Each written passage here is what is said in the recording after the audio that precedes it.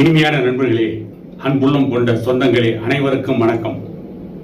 தமிழின போராளி என்று எங்களால் போற்றப்படுகின்ற பாட்டாளி மக்கள் கட்சியின் நிறுவனர் ஐயா டாக்டர் ராமதாஸ் அவர்களை அவதூறாக பேசிக் கொண்டிருக்கின்ற சில ஊடகவியலாளர் என்ற போர்வையில் தெரிகின்ற சில தருதலைகள், சில புறம்போக்குகள், சில எடுபிடிகள், சில திராவிடத்தின் ஏவலாட்கள் டாக்டர் ஐயாவை பற்றி தாறுமாறாக பேசிக் கொண்டிருக்கிறார். அவர்களில் முதன்மையானவன் ஒரு கரிகாலன் என்கின்ற ஒரு ஊடகவியலாளன். அவனை ஆளை பார்த்தால் குப்பையிலிருந்து எழுந்து வந்த குப்பை கரடியை போல் இருப்பான். அவனுடைய பேச்சையும் அவனுடைய குரலையும் பார்த்தால் அனர்த்தி கொண்டு பேசுவான். வாயிலே பான் பராக் போட்டுக்கொண்டு அந்த எச்சை வாயில் வைத்துக் கொண்டு பேசுவதைப் போல உள்ளே இருந்து அவனுடைய குரலே கரகர என்று கேட்பதற்கே மிகவும் கேவலமாக இருக்கும் அந்த குரல். ஏற்கனவே சீமானிடம் செருப்படி வாங்கியவன். நாம் தமிழர் கட்சியின் ஒருங்கிணைப்பாளர் சீமான் பேசுகின்ற பொழுது, பேட்டி கொடுக்கின்ற பொழுது அவரிடம் போய் ஏடாகூடமாக கேள்வியை கேட்டு, தேவையில்லாத கேள்வியை கேட்டு, பத்திரிகை தர்மம் என்கின்ற பெயரில், ஊடக தர்மம் என்கின்ற பெயரில் ஊடக அறத்தை காலிலே போட்டு நசுக்கி விட்டு சீமானிடம் கேள்வி கேட்ட பொழுது சீமான் டே கரிகாலா என்று செருப்படி வைத்த கதையாக, செருப்படி கொடுத்த கதையாக, டே கரிகாலா உனக்கு மனநோய் இருக்கிறது, போய் ஒரு மனநோய் டாக்டரிடம் பார், மனநல மருத்துவரிடம் உன்னை சோதித்துக்கொள், நீ பைத்தியம் பிடித்தவனை போல கேள்வி கேட்டுக் கொண்டிருக்கிறாய் என்று கன்னத்தில் செருப்பில் அரைந்ததை போல சீமான் ஏற்கனவே அரைந்தார். வெகு விரைவில் வேறு யாரிடமாவது அப்படி செருப்படி வாங்கக்கூடிய நிலைமை அந்த கரிகாலனுக்கு வரும். அவன் என்ன சொல்கிறான், டாக்டர் ஐயா வன்னியர்களுடைய இடஒதுக்கீட்டுக்காக தலைமைச் செயலகத்தில் உன்னை நான் வந்து சந்திக்க வேண்டுமா என்று ஸ்டாலினை, ஒரு முதலமைச்சரை மிகவும் மோசமாக பேசிவிட்டாராம். டாக்டர் ஐயாவுடைய வயது என்ன, அவருடைய அனுபவம் என்ன, ஸ்டாலினை உன்னை என்று சொல்லாமல் அதைவிட மோசமான வார்த்தையில ஒரு அரசியல் நாகரிகம் படைத்த தலைவர், அரசியல் நாகரிகத்தை கற்றுக் கொடுக்கின்ற தலைவர் ஸ்டாலினை அவன் என்று சொல்லிவிட்டாராம். வேறு என்ன சொல்லுவார்கள்? டாக்டர் ஐயா ஸ்டாலினை அவமரியாதையாக பேசிவிட்டாராம். இன்றைக்கு திமுகவை ஆதரித்து பேசிக் கொண்டிருக்கின்ற, ஏற்கனவே திமுகவில் இருந்த நாஞ்சில் சம்பத் இன்றைய முதலமைச்சர் ஸ்டாலினை திமுகவிலிருந்து மதிமுக பிரிந்த பொழுது அன்றைக்கு முதலமைச்சர் ஸ்டாலினை விமர்சித்த இதே நாஞ்சில் சம்பத் ஸ்டாலின் அவர்களை கல்லுக்கு சேலை கட்டி விட்டால் கூட கற்பழிக்க துடிக்கின்ற காம கொடூரன் என்று கேவலமாக பேசினார். அன்றைக்கெல்லாம் இந்த கரிகாலன் எங்கே போனார்? இப்பொழுது நாஞ்சில் சம்பத்தை பார்த்து நீங்கள் முதலமைச்சரை பற்றி அவதூறாக பேசிவிட்டீர்கள் என்று ஏன் கேட்கவில்லை? அவர்களை கேட்டிருக்க வேண்டும். அதை விடுத்துவிட்டு ஒரு சமூகத்தின் இடஒதுக்கீடு, சமூக நீதி, இவற்றை பற்றி பேசிக் கொண்டிருக்கின்ற தலைவரை பார்த்து ஜாதி வெறி பிடித்தவர்கள் என்று பேசிக் கொண்டிருக்கிறான் இந்த அயோக்கிய சிகாமணி கரிகாலன். தருமபுரியிலே அன்புமணி தோற்று விட்டாராம், தருமபுரியிலே சௌமியா அன்புமணி தோற்று விட்டாராம், பாட்டாளி மக்கள் கட்சி செல்வாக்கை இழந்து விட்டதாம். இன்னும் சொல்ல போனால் வன்னியர் சமூகத்தை சார்ந்தவர்கள் திருமாவளவனை தலைவராக ஏற்றுக்கொண்டிருக்கிறார்களாம். எத்தனை பேர் திருமாவளவனை தலைவராக ஏற்றுக்கொண்டிருக்கிறார்கள்? ஒரே ஒருவர் எம்எல்ஏ பதவிக்காக திருமாவளவன் காலடியில் தஞ்சமடைந்து விட்டார். திருமாவளவன் காலடியில் வீழ்ந்து கிடக்கிறார். அதற்காக ஒட்டுமொத்த வன்னியர் சமூகமே திருமாவளவன் பின்னால் போய்விட்டது என்று சொல்வதா? வேண்டுமானால் விழுப்புரம், சிதம்பரம் தொகுதிகளில் திருமாவளவனுடைய விடுதலை சிறுத்தைகள் கட்சி தனித்து போட்டியிட வேண்டும். அப்பொழுது வன்னியர்கள் திருமாவளவன் பின்னால் போனார்களா அல்லது திமுகவின் பின்னால் போனார்களா என்பது தெரிந்திருக்கும். விக்கிரவாண்டி இடைத்தேர்தல் கூட பாட்டாளி மக்கள் கட்சியின் பின்னால் தான் பெரும்பான்மை வன்னியர்கள் இருந்தார்கள். உணர்வு படைத்த வன்னியர்கள், சமூக நீதியின் மீது பற்று கொண்ட வன்னியர்கள், இந்த தமிழ் சமூகம் முன்னேற வேண்டும் என்று நினைக்கின்ற வன்னியர்கள், இங்கே சாராயம் ஒழிக்கப்பட வேண்டும் என்று பேசுகின்ற வன்னியர்கள் என்று நினைக்கின்ற வன்னியர்கள் பாட்டாளி மக்கள் கட்சியின் பின்னால் தான், டாக்டர் ஐயாவின் பின்னால் தான் இருக்கிறார்கள். திருமாவளவன் ஏதோ அகில உலக தலைவர் என்று பேசிக் கொண்டிருக்கிறார்.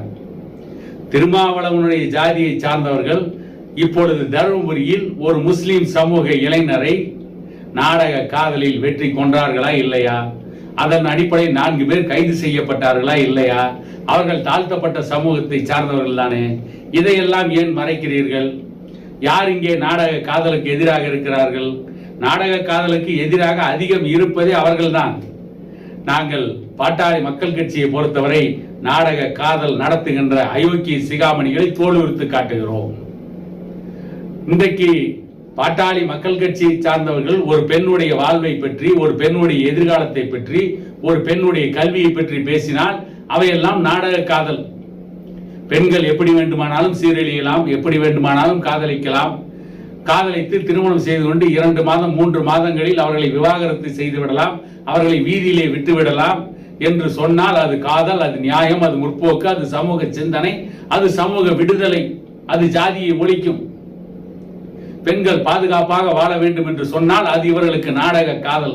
இந்த அயோக்கிய சிகாமணிகளுக்கு எப்பொழுது பார்த்தாலும் இந்த கரிகாலன் என்கின்ற இந்த ஈனப்பிறவி, இந்த இலி பிறவி என்ன செய்கிறான் என்று சொன்னால், தருமபுரியிலே வன்னியர்கள் குடிசையை கொளித்து விட்டார்கள். தருமபுரியிலே இளவரசன் திவ்யா காதலை இவர்கள் எதிர்த்தார்கள். இவர்கள் எதிர்த்ததால் அங்கே 300 குடிசைகளை கொளித்து விட்டார்கள் என்று பேசிக் கொண்டிருக்கிறான் இந்த கரிகாலன் என்பவன். அதை ஜாதி வெறி, ஜாதி ஆணவம் என்று பேசிக் கொண்டிருக்கிறான்.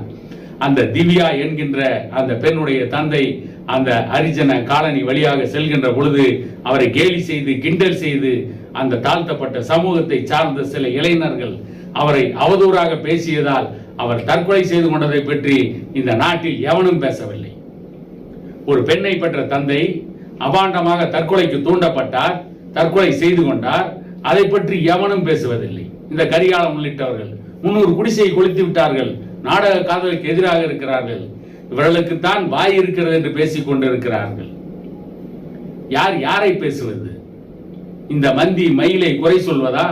பார்ப்பதற்கே கோட்டானை போல் இருக்கின்ற இந்த கரிகாலன் குயிலை போல் இருக்கின்ற, குயிலை போல் மக்களுக்காக, மக்களுடைய நன்மைக்காக குரல் கொடுத்து கொண்டிருக்கின்ற டாக்டர் ஐயாவை குறை சொல்வதா? இவனுக்கு என்ன தகுதி இருக்கிறது? சரி, சமூக நீதிக்காக டாக்டர் ஐயா போராடாமல் வேறு எந்த தலைவன் இந்த தமிழ்நாட்டிலே போராடினான்? திருமாவளவன் போராடினாரா? திருமாவளவன் சமூக நீதிக்காக போராடினாரா? சனாதனத்தை எதிர்க்கிறோம் என்று பேசுகின்ற திருமாவளவன் சனாதனத்திற்கு மாற்று சமூக நீதி என்று வீதியிலே இறங்கி போராடி இருக்கிறார்களா? இன்னொன்றை சொல்கிறான், வன்னியர்களுக்கு 11 முதல் 19% இடஒதுக்கீடு கிடைத்திருக்கிறது. அது தகவல் அறியும் உரிமை சட்டத்தில் வெளிப்பட்டிருக்கிறது. ஆகவே வன்னியர்களுக்கு 10.5% டாக்டர் ஐயா கேட்பது வன்னியர்களுக்கு செய்கின்ற துரோகம் என்றெல்லாம் பேசிக் கொண்டிருக்கிறான். வன்னியர்களுக்கு துரோகம் செய்தது யார்? இந்த கரிகாலனை போன்ற அயோக்கிய சிகாமணிகள் ஊடகங்களில் வன்னியர்களுக்கு எதிராக பேசிவிட்டு, வன்னியர்களை ஜாதி வெறியர்கள் என்று சொல்லிவிட்டு, இன்றைக்கு வன்னியர்களுக்கு ஆதரவாக பேசுவதை போல நடிக்கிறார்கள், திறம்பட நடிக்கிறார்கள், நாடகம் ஆடுகிறார்கள். இதைவிட அயோக்கியத்தனம் வேறு ஏதாவது உண்டா? வன்னியர்களுக்கு 10.5% இடஒதுக்கீட்டை கொடுக்க வேண்டாம். யார் கேட்டது? ஜாதிவாரி கணக்கெடுப்பை நடத்துங்கள். அந்த ஜாதிவாரி கணக்கெடுப்பின் அடிப்படையில் வன்னியர்கள் எத்தனை சதவீதம் இருக்கிறார்களோ அத்தனை சதவீதம் இடஒதுக்கீடை கொடுத்து விடுங்கள் என்பதுதானே பாட்டாளி மக்கள் கட்சியின் முதல் முழக்கமாக இருக்கிறது. இது தெரியாமல் வன்னியர்களுக்கு 10.5% இடஒதுக்கீடு கேட்கிறார்கள். 11 முதல் 19% வரை வன்னியர்களுக்கு இடஒதுக்கீடு இருக்கிறது என்று சொன்னால் 19% வன்னியர்கள் கல்வி வேலை வாய்ப்பை பெற்றிருக்கிறார்கள், அதன் மூலம் பலனடைந்திருக்கிறார் என்று சொன்னால் மீதி 1% தான் மற்ற 118 ஜாதிகளுக்கு சென்றதா? இந்த கேள்விகளுக்கு இவர்கள் விளக்கம் கொடுப்பார்களா? உண்மையிலேயே வன்னியர்களுக்கு கிடைத்திருக்கிறது 6 முதல் 7% வரை. தமிழகத்திலே இருக்கின்ற உயர் அதிகாரிகள் பொறுப்பில் வன்னியர்கள் ஒருவர் மட்டுமே இருக்கிறார்கள். தலைமை செயலாளர்கள் மற்றும் துறை செயலாளர்கள், IAS IPS அதிகாரிகள், காவல்துறை அதிகாரிகள், IG DIG போன்ற பொறுப்புகளில் காவல்துறையில் ஒரே ஒரு உயர் அதிகாரி, IAS IPS போன்ற அதிகாரமிக்க பதவிகளில் ஒரே ஒரு வன்னியர். இதை பற்றி எவனும் பேசுவதில்லை.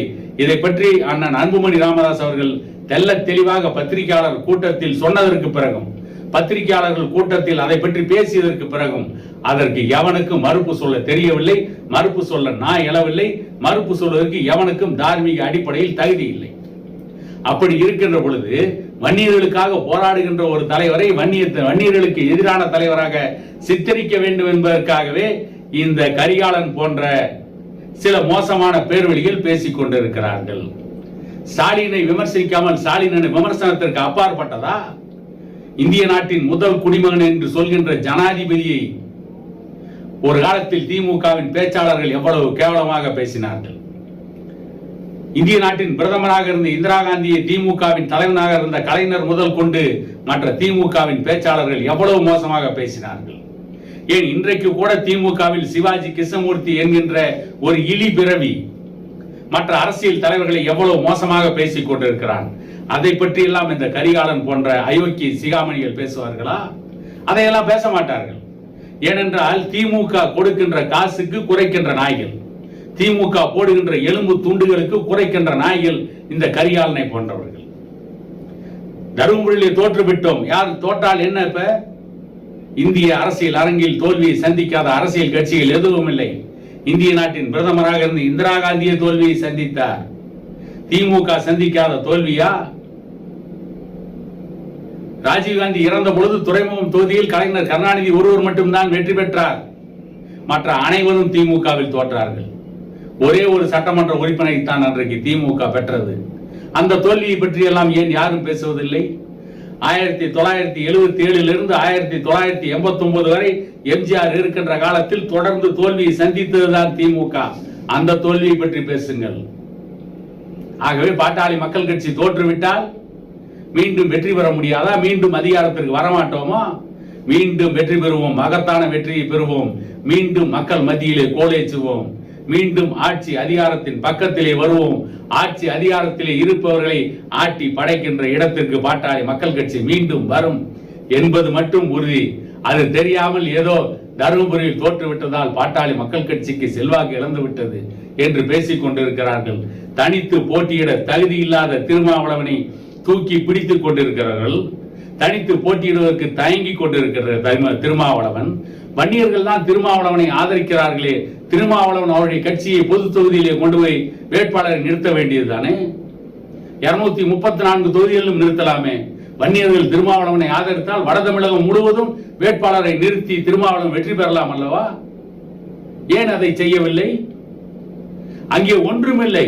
திருமாவளவனுக்கு இருக்கிறது வளர்ச்சி அல்ல, வீக்கம். ஆகவே அதை காட்டி டாக்டர் ஐயாவை பற்றி குறை சொல்லி மக்களை ஏமாற்றி வயிறு வளர்க்கும் இந்த ஈன பிறவிகள் இனியாவது இப்படி அவதூறாக பேசுவதை நிறுத்திக் கொள்ள வேண்டும். பத்திரிகை தர்மத்தை காப்பாற்ற வேண்டும் என்றால் அளவோடு பேசுங்கள், நியாயத்தை பேசுங்கள், மக்கள் உரிமைகளுக்காக பேசுங்கள். அதை விடுத்துவிட்டு அறிவாலயத்தில் வீசுகின்ற எலும்பு துண்டுகளுக்காக குறைக்காதீர்கள் என கூறிக்கொண்டு இன்னொரு காணொலியில் உங்களை சந்திக்கும் வரை உங்களிடமிருந்து விடைபெறுவது உங்கள் எடப்பாடி துரைசாமி.